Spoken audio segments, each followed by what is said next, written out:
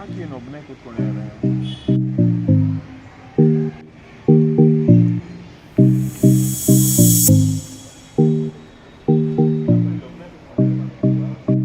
ಯಾಕೆ ಒಬ್ಬನೇ ಬೇಜಾರಾಗಿ ಕೂತ್ಕೊಂಡಿದ್ಯಾ? ಏನು ಮಾಡೋದು ಅಂತ ಗೊತ್ತಾಗಲ್ಲ ಮಗ. ಈಗ ಓದು ತಲೆ ಇರುತ್ತಾ ಇಲ್ಲ. ನಾನು ಮುಂದೆ ಜಾಬ್ ಹೆಂಗೆ ಪಡ್ಕೊಳ್ಳಿ, ನಂಗೆ ಅದೇ ಚಿಂತೆ. ಯಾಕೆ ಟೆನ್ಷನ್ ಪಡ್ಕೊಂತ? ನನ್ನ ಹತ್ರ ಒಂದು ಸೊಲ್ಯೂಷನ್. ಏನಪ್ಪ?